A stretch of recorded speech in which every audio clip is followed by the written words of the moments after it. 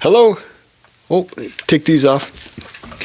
Before we get started, the camera turned on again. I don't know why it does this. So I guess I have to start. Before we get started, I have a question for you.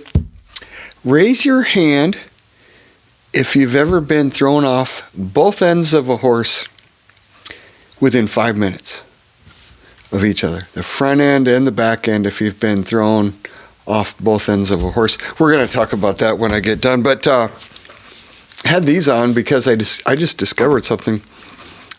This is the 50th episode of this podcast, and I haven't been happy with the sound on any of them. See, I like good sound, and I haven't been happy at all. I discovered something. I'm going to try to demonstrate it. I've been getting this background noise, and I thought it was the building I'm in or the fluorescent lights, or I'm in a metal commercial building. And I discovered something tonight, and I hope this works, but I'm going to demonstrate. Have you heard of radio interference? RF interference, radio frequency interference? I'm going to see if I can demonstrate it. My phone has been interfering with the sound, I think. I'm going to demonstrate. So, is it going to do it? Of course it won't do it. Oh, and now I can't show you. But I think that's where the interference is coming from. I think I have things isolated. So we'll see how the sound comes out here. Oops, sorry about that. I hit the microphone. Okay. What an introduction. This is Nobody's Fault podcast. And we're going to read from Luke chapter 7, if I could see it. I'll try this. Okay, after he had finished all his sayings in the hearing of the people, he entered Capernaum. Oh, wait, I'm reading the wrong chapter. I'm going to start over. We are reading Luke chapter 6. We almost skipped a whole chapter there. Let's get on the right page. Okay, so on a Sabbath, while he was going through the grain fields, his disciples plucked and ate some heads of grain, rubbing them in their hands. But some of the Pharisees said, "Why are you doing what is not lawful to do on the Sabbath?" And Jesus answered them, "Have you not read what David did when he was hungry? He and those who were with him, how he entered the house of God and took and ate the bread of the presence, which is not lawful for any but the priest to eat, and also gave it to those with him. And he said to them, the Son of Man is Lord of the Sabbath." On another Sabbath, he entered the synagogue and was teaching, and a man was there whose right hand was withered, and the scribes and Pharisees watched him to see whether he would heal on the Sabbath, so that they may find a reason to accuse him. But he knew their thoughts, and he said to the man with the withered hand, "Come and stand here." And he rose and stood there. And Jesus said to them, "I ask you, is it lawful on the Sabbath to do good or to do harm, to save a life or to destroy it?" After looking around at them all, he said to him, "Stretch out your hand." And he did so, and his hand was restored. But they were filled with fury and discussed with one another what they might do to Jesus. In those days he went out to the mountains to pray, and all night he continued in prayer to God. And when day came, he called his disciples and chose from them 12, whom he named apostles: Simon, who he named Peter, and Andrew his brother, and James and John and Philip and Bartholomew, and Matthew and Thomas, and James the son of Alphaeus, and Simon who was called the Zealot, and Judas the son of James, and Judas Iscariot, who became a traitor. And he came down with them and stood on a level place with a great crowd of his disciples, and a great multitude of people from all Judea and Jerusalem, and the seacoast of Tyre and Sidon, who came to hear and to be healed of their diseases. And of those who were troubled with unclean spirits were cured. And all the crowd sought to touch him, for power came out from him and healed them all. And he lifted up his eyes on his disciples and said, Blessed are you who are poor, for yours is the kingdom of God. Blessed are you who are hungry now, for you shall be satisfied. Blessed are you who weep now, for you shall laugh. Blessed are you when people hate you and they exclude you and revile you and spurn your name as evil on account of the Son of Man. Rejoice in that day and leap for joy, for behold, your reward is great in heaven.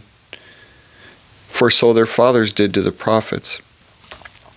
But woe to you who are rich, for you have received your consolation.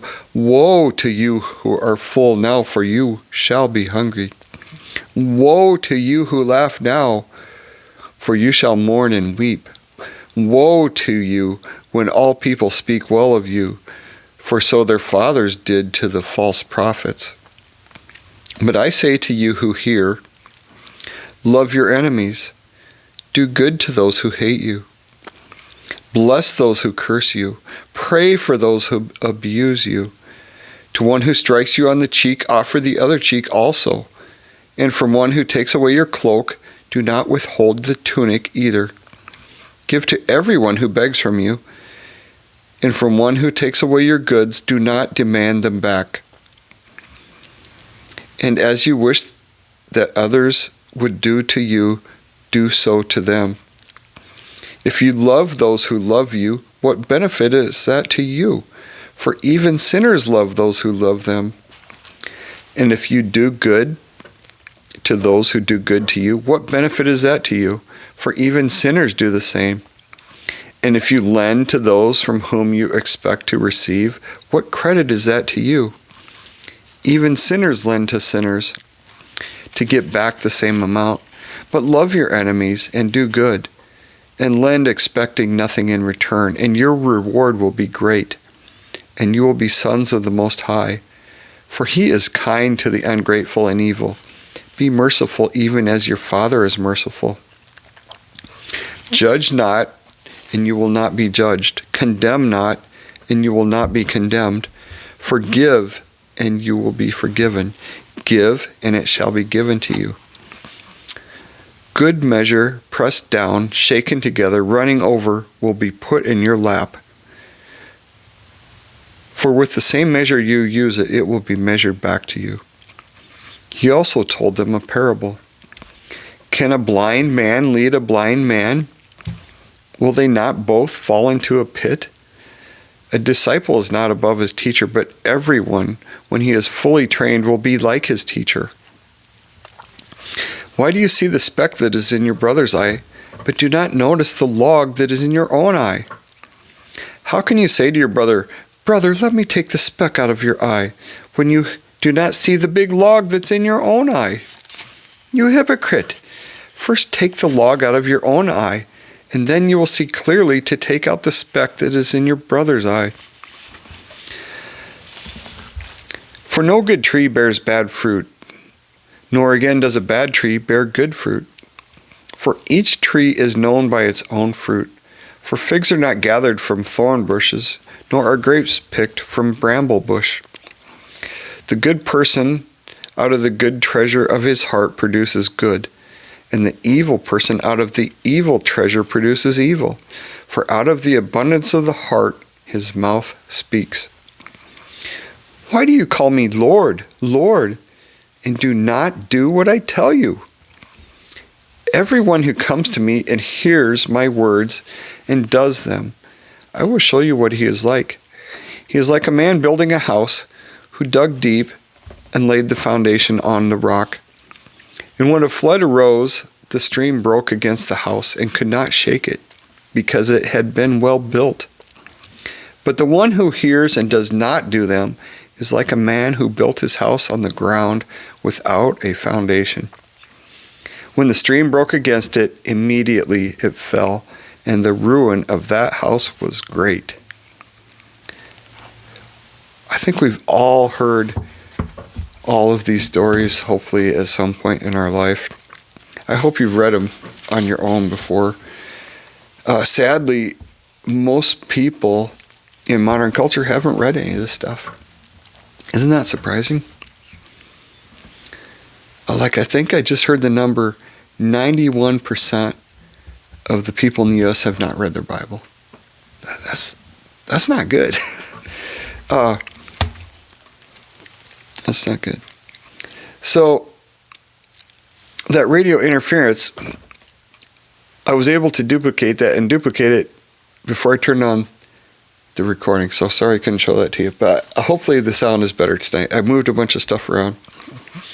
So it's hard to hear the Holy Spirit over the interference of self. It's hard to hear the Spirit speaking to you when your self is so loud, all the voices of selfish things. And that is what this chapter, I think, is talking about a lot, is self. Self. Jesus asked the people to do some things that look impossible, starting at verse 27. Love your enemies. Do good to those who hate you. Bless those who curse you. Pray for those who abuse you. Give to the people. These things are impossible. Who can do this stuff? Doesn't it feel like he gave us an impossible thing to do there?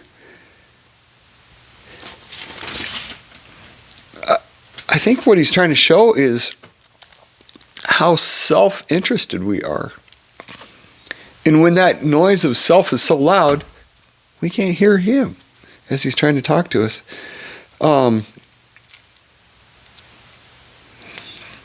In verse 46, Jesus asks, why do you call me Lord, Lord, and do not do what I tell you?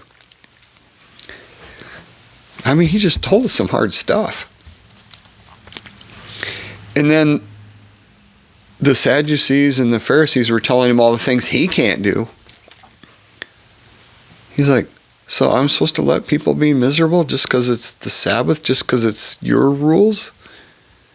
I'm supposed to listen to you, but you're not listening to God? Yeah, this chapter has a lot about listening and obedience and following.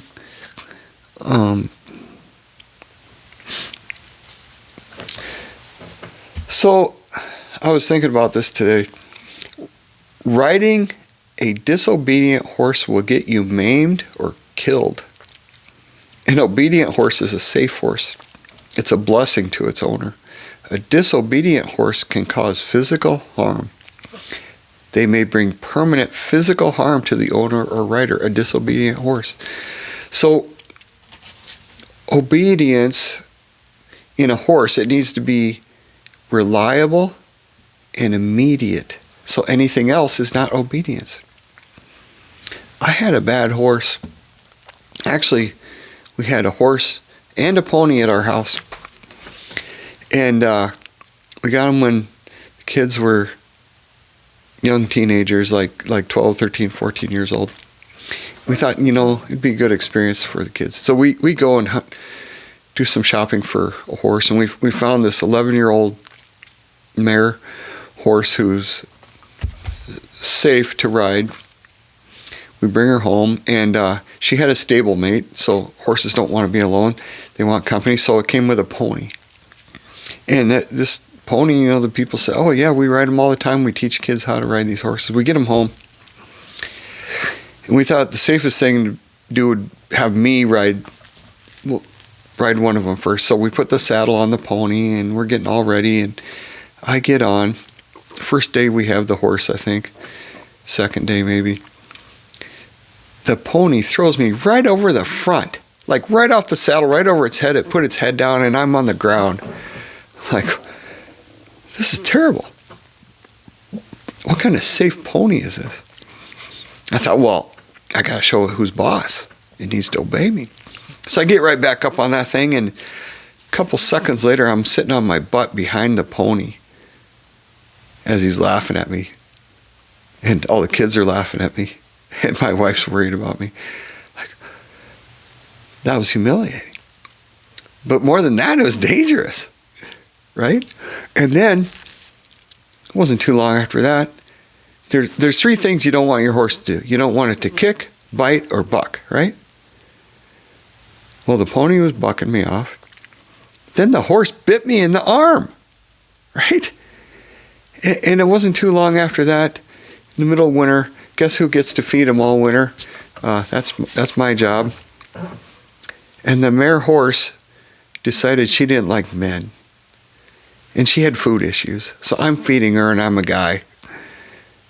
And I'm out there one time in the winter, and I fell down under. We ended up trading the pony for a gelding, 11-year-old gelding. So I'm out there with the gelding and the mare, 2 big horses, about 1,000 pounds apiece, each animal. I slip and fall under the male, the gelding horse. And the mare saw her opportunity, and she went to kick at me, like to kill me.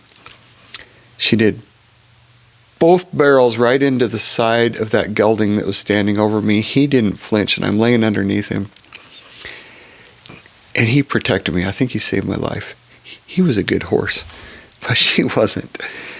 So our experience with horses was not real great, and it was not real long-lived. And so I know you want a safe horse. So parents and employers, like horse owners, need to train their children or employees in what is expected. And then the employer or the parent, they want consistent, reliable follow-through. So anything else is not good. So like a parent or an employer or a horse owner,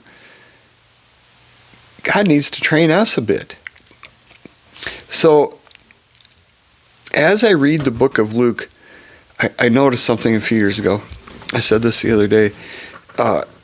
God chose to reveal the Messiah to those who were called devout. What's a devout person? They had daily lives centered around God and the coming Messiah. They would obey God as he directed their lives.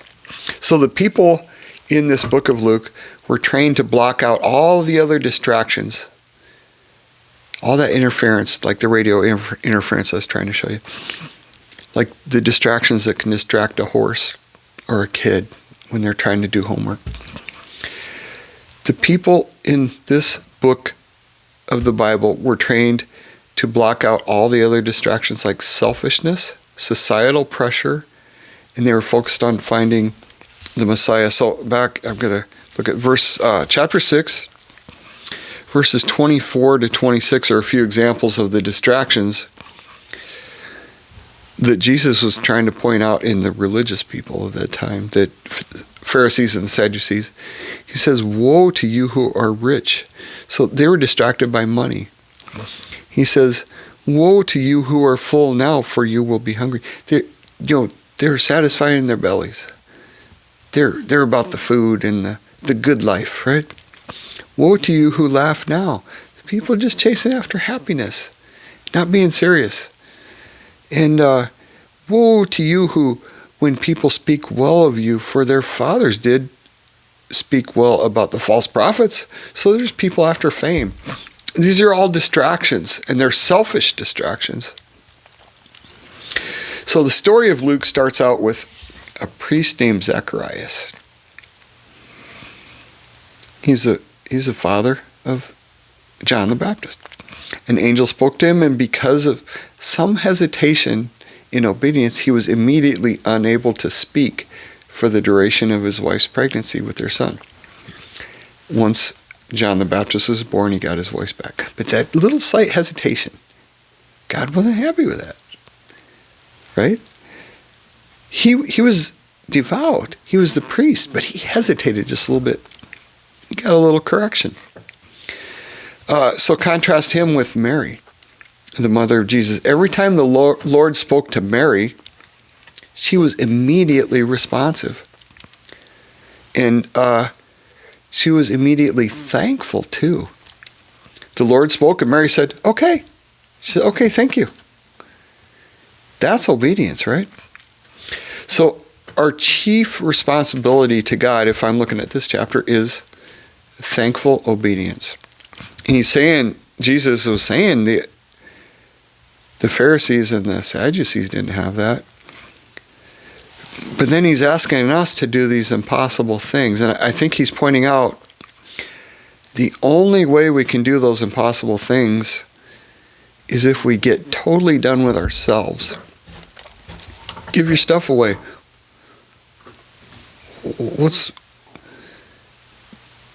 We like our stuff. We like to control our stuff. I like my stuff. I don't know if I could do all these things he's telling me to. Somebody takes my stuff, I'm going to clobber them. Come in my house, that's a bad idea. You know what I'm saying? Maybe we have some more self to get rid of. Maybe I've got more self to get rid of. I kind of think that's what he's showing us some of our distractions are. Are we after fame, happiness, the good life, money? Those are, a lot of times, they're selfish things. Now, not every aspect of all that is horrible all the time. But if that's your heart motivation, that's when it's bad. Our heart should be after God. Our heart should be hungry to hear him as he's talking to us. So, obedience, whether it's in a horse or a child, or an employee, or a student, it begins with communication. So, I really think we can't hear God because we don't know how to communicate with him. That's what I was talking about yesterday. So we should be persistent in our desire to recognize God's hand in our lives, to recognize his voice, to recognize his leadership. That's being devout, being persistent, eager, thankful, pursuit of the voice and presence of God. I think that's what pleases God. A heart that is hungry for him. So we got to make time today for God. We've got to make time to meet with him, to hear him, and then when we hear him, to obey him, but also to thank him. Look for the thankfulness of people. Luke catches people being thankful in his book. So let's see, we already covered why do you call me Lord, Lord? And then at verse 48 it says, like a man building a house who dug deep and laid a foundation on the rock. There's some wisdom there. If we dig our foundation for our life deep in God, we can withstand the storms. So here's a piece of wisdom. Obey God when he speaks. You want to be wise? Obey God when he speaks. Build a solid foundation for your faith by following the path that the Holy Spirit is leading us on. So I want to thank Amber. I didn't use that word until clear at the end, but Amber suggested I use the word wisdom today. And I think it's wise to obey God. What do you think? Anyway, hopefully the sound is better. I'm going to listen back to this and see what I think. We're going to keep tweaking the sound till Mr. DJ is happy with the sound. Anyway, see you guys tomorrow. Bye.